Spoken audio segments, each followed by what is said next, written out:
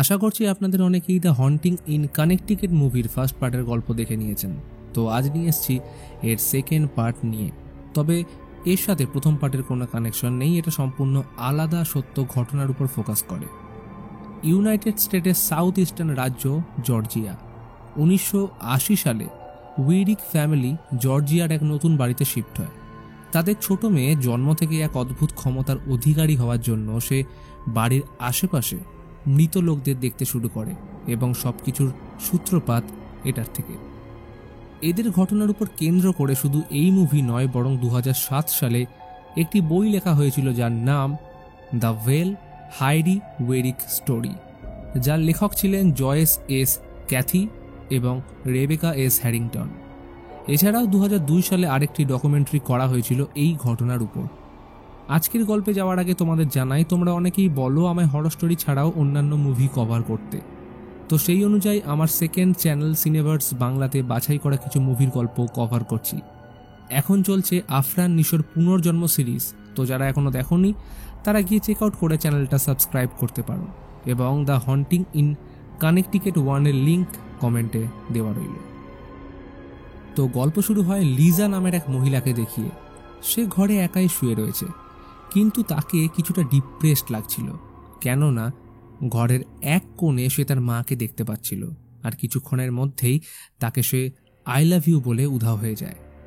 আদতেই লিজা মাকে দেখে সর্বদা খুশি হয় না, কখনো মনে হয় সে হয়তো হ্যালিউসিনেশনে ভুগছে। পাশের টেবিলে রাখা ওষুধটা খেতেই পিছন থেকে তার মেয়ে প্রবেশ করলে সিচুয়েশন কিছুটা হালকা হয়। আজ তাদের নতুন বাড়ি দেখতে যাওয়ার কথা, যেটা কিছুদিন আগেই লিজা কিনেছে। মেয়েকে নিয়ে গাড়ি ড্রাইভ করে সেখানে পৌঁছলে তার স্বামী অ্যান্ডি সবার জন্য অপেক্ষা করছিল। এই বাড়িতে নাকি তাদের আগে বহু বছর কেউ আসেনি, যার কারণে জায়গাটা বসবাসযোগ্য করে তোলার জন্য তারা পরিষ্কার করছিল। বাড়ির সামনে বেশ বড় বাগান সহ একটা জঙ্গল রয়েছে। বাড়ির ছোট মেয়ে হাইডি জানলা দিয়ে বাইরেটা দেখার সময় লক্ষ্য করে জঙ্গলের ভিতরে এক বৃদ্ধ লোক দাঁড়িয়ে রয়েছে। এর কিছুক্ষণের মধ্যেই বাড়িতে আসে লিজার বোন জয়েস। সে তাদের সাথে এখানেই থাকবে। তার সাথে হাইডির বন্ডিং খুব ভালো, যার কারণে তাকে দেখা মাত্রই জড়িয়ে ধরে। জয়েস একটু অ্যাডভেঞ্চার পছন্দ করে, তাই সিদ্ধান্ত নেয় বাড়িতে নয় বরং বাইরে যে ভ্যানটা রয়েছে সে ওটাতেই থাকবে। হাইডি সেখানে একটা মেয়ের আত্মাকে লক্ষ্য করে, কিন্তু সে কাউকেই এই ব্যাপারটা জানায় না। রাতে লিজা নোংরা আবর্জনা বাইরে ফেলতে গেলে সামনের ঝোপটা থেকে আওয়াজ শুনতে পেয়ে সেখানে গিয়ে দেখে একটা পচা গলা খুলি পড়ে রয়েছে। সে এটা দেখে ভয় প্রচণ্ড ইমোশনাল হয়ে পড়ে, আর তখনই হাইডি চলে আসলো সে ব্যাপারটা লুকিয়ে নেয়। অবশ্য পরে চেক করলে সেখানে কিছুই খুঁজে পায় না। পরে জয়েসের সাথে গল্প করার সময় হাইডি জিজ্ঞেস করে তার মা সবসময় এরকম অদ্ভুত ব্যবহার কেন করে। প্রত্যুত্তরে জয়েস জানায় হাইডি, সে এবং তার মা তিনজনেরই ছোট থেকে আত্মাদের দেখতে পাওয়ার এক অদ্ভুত ক্ষমতা রয়েছে, যেটা অবশ্য হাইডির ঠাকুমার থেকেই পাওয়া। হাইডি জিনিসটা বুঝলো কি বুঝলো না এটা নিয়ে খুব বেশি আর কথা বাড়ায় না। জয়েস বলে তুমি শুধু ফোকাস করতে শেখো, তাহলেই দেখবে আশেপাশে সবকিছু নর্মাল লাগছে। তার কথা শুনে হাইডি চোখ বন্ধ করে ফোকাস করলে বাড়ি এবং তার চারপাশে আত্মাদের অনুভব করতে পারে, এবং তাদের মধ্যে ছিল সেই বৃদ্ধ লোকটা। পরের দিন স্নানের সময় লিজা আবার তার মায়ের ভিশন দেখতে পায়। অন্যদিকে হাইডি বাগানে সাইক্লিং করার সময় জঙ্গলের ভেতর একটি মেয়েকে দাঁড়িয়ে থাকতে দেখে অন্যমনস্ক হয়ে সাইকেল থেকে পড়ে গেলে তার দিকে এগিয়ে আসে সেই বৃদ্ধ লোকটা। এখান থেকে সিন শিফট করে জয়কে ড্রাইভ করে আসতে দেখানো হয়, কিন্তু সেখানে মাঝ রাস্তায় হাইডির সাইকেলটা পড়ে থাকতে দেখে লিজাকে জানালে সে বলে অ্যান্ডি আগেই তাকে খুঁজতে গেছে। তখনই হাইডি চলে আসলে লিজা থেকে প্রশ্ন করায় সে বলে মিস্টার গডি তাকে বলতে মানা করেছে। লিজা অবাক হয়ে পাল্টা প্রশ্ন করে সে আবার কে। তখন হাইডির বক্তব্য ছিল সে একজন বৃদ্ধ লোক এবং তার নতুন বন্ধু, আর শুধু তাই নয়, গডি জঙ্গলের মধ্যে তাকে একটা দোলনা দেখিয়েছে। তারা সবাই এটা চেক করার জন্য জঙ্গলের ভিতর সে জায়গায় আসলে দেখে সেখানে সত্যি একটা দোলনা রয়েছে। হাইডি বলে মিস্টার গডি বলেছে এখানে নাকি একটা গুপ্তধন লুকোনো রয়েছে। এইসব শুনে লিজা কোনো গুরুত্ব না দিয়ে হাইডিকে একা কোথাও যেতে মানা করে, এবং যদি সে গডিকে আবার দেখতে পায় তাহলে সবার আগে যেন তাকে এসেই সে জানায়। রাতে লিজা নিজের কাজ করার সময় অনুভব করে কেউ যেন তার আশেপাশে রয়েছে, আর সাথে হ্যালিউসিনেট করতে থাকে। তখনই হাইডির রুমে আসলে দেখে সে জানলার সামনে দাঁড়িয়ে কারোর সাথে কথা বলছে। তাকে জিজ্ঞেস করলে জানায় এতক্ষণ গডই তার সাথে কথা বলছিল। কিন্তু এইবারও লিজা জিনিসটাকে তেমন গুরুত্ব দেয় না। তখনই দূরে জঙ্গল থেকে আওয়াজ শুনতে পেলে লিজা একাই সেখানে গিয়ে দেখে অ্যান্ডি আর জয়েস দোলনার নিচে সেই জায়গাটার মাটি খুঁড়ছে যেখানে হাইডি বলেছিল গুপ্তধন রয়েছে। লিজা বিশ্বাস না করলেও তারা খোঁড়াখুঁড়ির কিছুক্ষণ পর সেখান থেকে একটা ছোট্ট বক্স পায় যার মধ্যে ছিল কয়েকটা পুরনো মুদ্রা। এর কোনো ব্যাখ্যা লিজার কাছে ছিল না। বাড়ি এসে লিজা আনকমফোর্টেবল ফিল করায় চোখ বন্ধ করে ফোকাস করলে বাড়ির আশেপাশে এক অপআত্মার উপস্থিতি অনুভব করে। পরের দিন জয়েস এই বাড়ি সম্পর্কিত ইনফরমেশন জোগাড় করে লিজাকে জানায় বাড়িতে গডি পরিবার বিগত 200 বছর ধরে থাকত, যার লাস্ট মেম্বার ছিল মিস্টার গডি। কিন্তু লোন শোধ করতে না পারার কারণে ব্যাংক তাদের বাড়ি বাজেয়াপ্ত করে নেয়। জয়েস গডি ফ্যামিলি মেম্বারদের ছবিও জোগাড় করেছিল, তো এবার সেটা হাইডিকে দেখিয়ে জিজ্ঞেস করে এগুলোর মধ্যে মিস্টার গডি কে। সে একদম সঠিকভাবে তাকে শনাক্ত করলে বাকিরা অবাক হয়ে যায়। কিন্তু লিজা এটা মেনে নিতে পারছিল না, কারণ সে জানতো না যে তার মেয়েও তার মতো ভিশন দেখতে পায়। এই ঘটনার একদিন পর পাশের চার্চের প্রিস্টকে ডেকে আনলে তিনি বলেন বহু বছর আগে এই পুরো এলাকাটা আন্ডারগ্রাউন্ড রেলওয়ে ট্র্যাক ছিল। সেটা কৃতদাসদের সরবরাহ করার জন্য ব্যবহার করা হতো। মিস্টার জিএস গডির গ্রেট গ্র্যান্ডফাদার নাকি তাদের খুব সাহায্য করত, যার কারণে ওদের মধ্যে ওনার খুব নাম ডাক ছিল। কৃতদাসরা তাকে সম্মান দিয়ে স্টেশন মাস্টার বলে ডাকত। সে না থাকলে হয়তো তাদের পরিবারের বংশধর আজ অবধি সার্ভাইভ করতে পারত না। তবে পরিবারের মধ্যে জিএস গডি কিন্তু খুব ভালো মানুষ ছিল না, তাই জঙ্গলের মধ্যে যদি তাদের কারোর সাথে দেখা হয় তারা যেন ভালো ব্যবহার করে। পরের দিন অ্যান্ডি জঙ্গলে কাঠ কাটতে গেলে দেখে হাইডি একা কারোর সাথে গল্প করছে। ওকে এই ব্যাপারে জিজ্ঞেস করলে বলে সে মিস্টার গডির সাথে কথা বলছিল। অ্যান্ডির মনে হয় মেয়েটা হয়তো একা রয়েছে বলে কল্পনা জগতে নিজের বন্ধু বানাচ্ছে, যার কারণে পরের দিন তার জন্য একটা কুকুর নিয়ে আসে। কিন্তু পরে খাবার দিতে গেলে দেখে কুকুরটা সেখানে নেই। তারা তাকে খুঁজতে গেলে কুকুরটার আওয়াজ শুনে অ্যান্ডি একাই জঙ্গলের ভেতর ঢুকে যায়। কিন্তু হাইডি অন্যদিকে আরেকটা আওয়াজ শুনে সেদিকে গেলে দেখে দোলনার মধ্যে একটা লোক দুলছে। এছাড়াও একটি মেয়ে এবং গাছের ডালে একটা মানুষকে ঝুলন্ত অবস্থায় দেখতে পায়। এদিকে অ্যান্ডি খাঁচা থেকে কুকুরটাকে উদ্ধার করে। তার মনে হচ্ছিল সে এখানে বন্দী হলো কিভাবে, কিন্তু তখনই হাইডির চিৎকার শুনে সেখানে গিয়ে তাকে সামলে নেয়। এবার লিজা খাঁচাটা দেখে বলে এই রকম জিনিস ট্যাক্সিডার্মির ক্ষেত্রে ব্যবহার করা হয়। তো ট্যাক্সিডার্মি বেসিক্যালি একটা মেথড যেখানে মৃত প্রাণী পশু পাখির অর্গানসগুলো বের করে তার জায়গায় একটা স্পেশাল ফ্লুইড ভরে এমনভাবে প্রস্তুত করা হয় যাতে সেটা জীবন্ত লাগে। এমনই একটা ঘটনা horror web series cabinet of কিউরিওসিটিজের দ্য আউটসাইড নামক এপিসোডও দেখেছি। আপনারা যদি না দেখে থাকেন তাহলে অবশ্যই সেটা চেক আউট করতে পারেন। তো অ্যান্ডি জানায় এই পুরো এলাকায় এমন ট্র্যাপ বেশ কয়েকটা জায়গায় লাগানো ছিল যেগুলো সে নষ্ট করে দিয়েছে। পরের দিন হাইডি এসে বলে জঙ্গলে সে নাকি কয়েকজনকে দেখতে পেয়েছে। তার কথা শুনে অ্যান্ডি গেলে একজন অন্ধ মহিলা এবং তার ছেলের সাথে পরিচয় হয়। অ্যান্ডিকে ছেলেটা বলে এখানে তাদের পূর্বপুরুষ এবং স্টেশন মাস্টারের উদ্দেশ্যে প্রার্থনা করতে এসছে।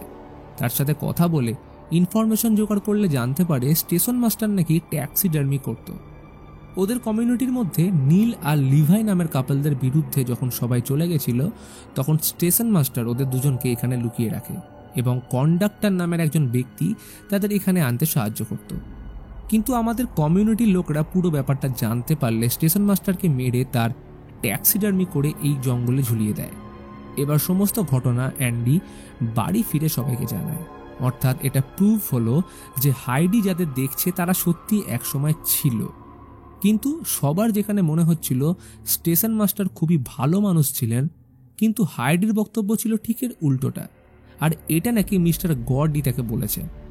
লিজা আর হাইডির মধ্যে এই নিয়ে বচসা হলে সে তাকে বাথটাবে একাই রেখে চলে যায়।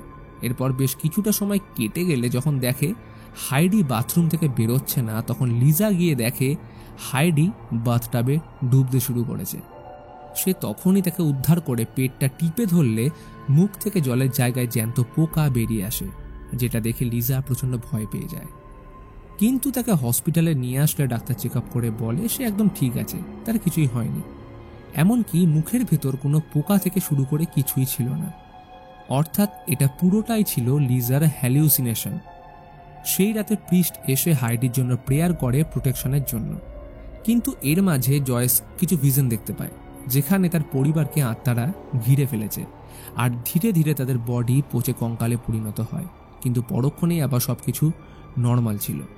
এখন প্রেয়ার কমপ্লিট হলে প্রিস্ট জানায় হাইডির উপর কোনো অপআত্মার নজর নেই, সে একদম ভালো আছে।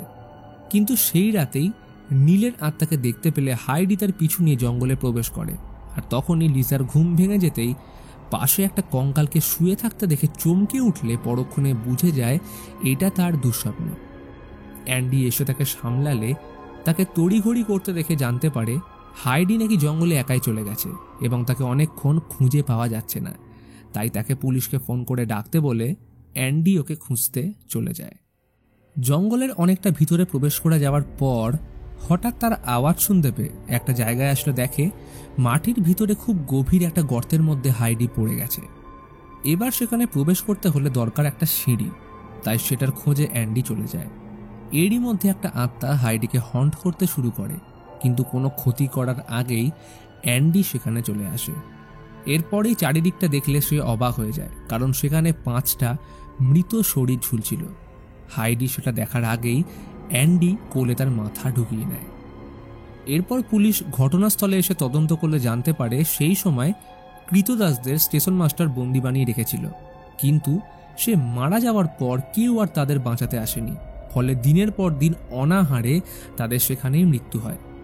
এখন এত কিছু ঘটনার পরেও তাদের কাছে ক্লিয়ার হচ্ছিল না যে তারা কেন এই ঘটনার ভিকটিম। জয়েসের মতে কৃতদাসদের আত্মারা হয়তো তাদের মৃতদেহ খুঁজে কৃতকর্ম সারতে বলছে যাতে তারা মুক্তি পায়, কিন্তু এই কথায় লিজা অবশ্য রাজি হয় না। তাকে থামিয়ে হাইডি বলে, আমার মনে হয় না ওদের ওখান থেকে বের করা উচিত, কারণ সেখানে আমি আরেকজনের আত্মার উপস্থিতি অনুভব করেছি যে কিন্তু খুব একটা ভালো নয়, বরং আমরা যদি এখান থেকে চলে যাই তাহলে বেটার হবে। অবশ্য এই কথাটা আমাকে মিস্টার গডি বলেছিল।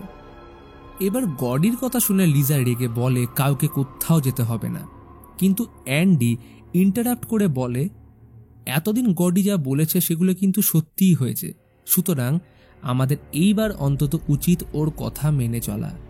এটা নিয়ে অবশ্য দুজনের মধ্যে বচসা হলেও অবশেষে তাদের বাড়ি ছাড়তে হয়। লিজা জিনিসপত্র গাড়িতে গুছিয়ে তোলার সময় হাইডি আবার মিস্টার গডিকে দেখতে পায়, যে এবারে ভ্যানের দিকে ইশারা করছিল। হাইডি সেদিকে তাকাতেই কিছু একটা দেখে ভয় পেয়ে যায়। অন্যদিকে জয়েস তার আশেপাশে নীল, লিভাই সহ বাকিদের দেখতে পেলে তারা জঙ্গলের এক প্রান্তে ইশারা করে কাউকে দেখায়। সেটা কালো কোট পরিহিত কোনো এক অপআত্মা। সে তখন হাইডির দিকে যাচ্ছিল। তখনই জয়েস তাকে নিজের দিকে অ্যাট্রাক্ট করার চেষ্টা করলে সে তার পিছু নেয়। ভয়ানক সেই আত্মা তার দিকে এলে জয়েস ভয়ে ভ্যানের মধ্যে নিজেকে আটকে নিলে তার ক্ষমতা বলে জয়েসের শরীরে স্টিচেস পড়তে শুরু করে, আর সেটা ধীরে ধীরে ট্যাক্সিডার্মির রূপ নেয়। এখানেই ফ্ল্যাশব্যাকের মাধ্যমে স্টেশন মাস্টারকে দেখানো হয় যে জ্যান্ত পশু পাখিদের ধরে তাদের উপর ট্যাক্সিডার্মি করত। অন্যদিকে ঘরের মধ্যে লিজাকে কন্ডাক্টরের আত্মা হন্ট করলে সে তাকে ইশারা করে গাড়ির দিকে দেখায়। লিজা তৎক্ষণাৎ সেখানে গিয়ে চেক করলে দেখে গাড়িতে হাইডি নেই, তার জায়গায় পড়ে রয়েছে পোকা। এবার যেহেতু জয়েস মিসিং ছিল তাই অ্যান্ডি লিজাকে জয়েসের জন্য পাঠিয়ে নিজে হাইডির পিছনে যায়। দ্রুতগতিতে জঙ্গলের পথে ড্রাইভ করে যাওয়ার সময় হঠাৎ তার সামনে সাদা পোশাক পরিহিত এক মহিলা চলে আসলে তাকে বাঁচাতে গিয়ে অ্যান্ডির অ্যাক্সিডেন্ট হয়ে জ্ঞান হারিয়ে ফেলে। এবার লিজা ভ্যানে পৌঁছে জয়েসের অবস্থা দেখে ভয়ে শিউরে ওঠে, কারণ তাকে ট্যাক্সিডার্মি করে ঝুলিয়ে রাখা হয়েছিল। সে কোনো রকমে মুখ থেকে আটকানো স্টিচেসগুলো খুলে তাকে হাইডির ব্যাপারে জিজ্ঞেস করলে বলে সে কিছুই জানে না, কিন্তু এই আত্মারা হয়তো বলতে পারবে সে কোথায় আছে। তখনই লিজা তার সামনে একাধিক কৃতদাসদের আত্মা দেখতে পায়, যাদের মধ্যে কন্ডাক্টর, নীল ও লিভাই ছিল। এই 5 জন লিজাকে গর্তের সামনে এনে প্রবেশ করালে সেখানে একটা গুপ্ত দরজা খুলতেই অবাক হয়ে যায়, কারণ সেখানে ঝুলছিল একাধিক মানুষের মৃতদেহ ও পশু পাখি। সেখানেই একটা টেবিলে বাঁধা ছিল হাইডি। লিজা তাকে মুক্ত করে কাঁধের উপর ভর দিয়ে বাইরে বের করার চেষ্টা করলে উপর থেকে কেউ একজন হাইডিকে এক ঝটকায় টেনে নেয়। লিজা ভয়ে উপরে ওঠার চেষ্টা করলে তার পা তলা থেকে টেনে ধরে স্টেশন মাস্টার। লিজা উঠতে না পেরে নিচে পড়ে যেতে একটা ভিশন দেখতে পায়, আর এইখানে রিভিল হয় গল্পের আসল রহস্য। আসলে স্টেশন মাস্টার কোনো ভালো মানুষ ছিলেন না। সে প্রথমে ট্যাক্সিডার্মি হবির মতো শুরু করলেও সময়ের সাথে সেটা পাগলপনায় পরিণত হয় এবং জীবন্ত মানুষদের উপর ট্যাক্সিডার্মি শুরু করে, যেখানে ভিকটিম হিসেবে ব্যবহার করত এই কৃতদাসদের। আসলে তখন ইংরেজদের হাত থেকে কৃতদাসদের বাঁচানোর জন্য তাদের সাহায্য করার লোভ দেখিয়ে এখানে নিয়ে আসলে তাদের বন্দি বানিয়ে ফেলত। অর্থাৎ হাইডি শুরু থেকেই একদম ঠিক ছিল যে স্টেশন মাস্টার কোনো ভালো মানুষ ছিলেন না, আর অবশেষে কন্ডাক্টর নীল ও লিভাইয়ের সাথেও সে বিশ্বাসঘাতকতা করেছিল। কিন্তু পাপ বেশি দিন আটকে থাকে না, যার ফলে এই ঘটনা সবার সামনে চলে আসলে কৃতদাসরা একত্রিত হয়ে স্টেশন মাস্টারকে গলায় দড়ি দিয়ে ঝুলিয়ে দেয়। আসলে মিস্টার গডি কখনোই চাইতেন না এখানে কেউ আসুক, কারণ ঘটনাটা সবার সামনে চলে আসলে স্টেশন মাস্টারকে আর কেউ ভালো চোখে দেখবে না এবং শ্রদ্ধাটাও কমে যাবে। কিন্তু হাইডির পরিবার ছিল আলাদা, যার কারণে তাদের বিশেষ ক্ষমতার প্রভাবে সবাইকে মুক্ত করার একটা শেষ আশা দেখেছিল মিস্টার গডি। আর এতদিন হাইডির পরিবারকে বাঁচানোর জন্য কৃতদাসদের আত্মারাই তাদের প্রোটেক্টর হিসেবে কাজ করছিল। এরই মধ্যে স্টেশন মাস্টারের আত্মা লিজার উপর অ্যাটাক করলে লিজা তার মাকে দেখতে পায়। তিনি বলছিলেন, তুমি যেটাকে অভিশাপ ভাবো সেটাই কিন্তু তোমার আসল শক্তি, সেটাকে সঠিকভাবে ব্যবহার করো। লিজা জিনিসটা বুঝতে পেরে তার ক্ষমতার মাধ্যমে বাকি আত্মাদের সাহায্য নিয়ে স্টেশন মাস্টারের আত্মাকে মেরে ফেলে। এরপর নিজেকে কোনো রকমে বাঁচিয়ে উপরে ওঠার চেষ্টা করলে কেউ তাকে টেনে নেয়, আর উপরে উঠে দেখে সেটা আর অন্য কেউ নয়, স্বয়ং মিস্টার গডি। এবার এতক্ষণে পরিস্থিতি নর্মাল হয়ে আসলে কেটে যায় বেশ কটা দিন। একদিন সকালে হাইডি সাইক্লিংয়ের চেষ্টা করলে প্রতিবার ব্যর্থ হচ্ছিল। অবশেষে কেউ একজন এসে তাকে ধরে চালানো শেখায়, আর সেটা ছিল মিস্টার গডি। সাইকেল দ্রুত গতিতে চলতে শুরু করলে জঙ্গলের মধ্যে হাইডি লক্ষ্য করে একে একে কৃতদাসদের আত্মারা তাকে শেষ বিদায় জানাচ্ছে, এবং সুদূর রাস্তায় মিস্টার গডি তাকে দেখে হাত নাড়িয়ে হাওয়ায় বিলীন হয়ে যায়, যা দেখে হাইডির ঠোঁটের কোণে হাসি ফুটে ওঠে। শোনা যায় এই ঘটনার পর তারা 5 বছর এই বাড়িতেই ছিল। সেদিনের পর এদের সাথে আর কোনো প্রবলেম হয়নি, তবে লিজা তার ক্ষমতা হারিয়ে ফেলেছিল, কিন্তু হাইডির অবশ্য ক্ষমতাটা অনেক দিনই ছিল। আর এই ঘটনার সাথে মুভি এখানেই শেষ হয়। তো বন্ধুরা, কেমন লাগলো আজকের এই ভিডিও সেটা কমেন্ট বক্সে জানাও। ভিডিও ভালো লাগলে অবশ্যই একটি লাইক করে বন্ধুদের মধ্যে শেয়ার করতে ভুলো না, আর যারা চ্যানেলে নতুন আসছো তারা সাবস্ক্রাইব করে বেল আইকন অন করে দিও, আর আমার সেকেন্ড চ্যানেল সিনেভার্স বাংলা ভিজিট করতে ভুলো না। তো এবার সত্য ঘটনার উপর নির্মিত হরর অডিও স্টোরি শুনতে হলে বাঁদিকের ভিডিও এবং তাইওয়ানিজ হরর মুভি দেখতে হলে ডান দিকের ভিডিওতে ক্লিক করুন।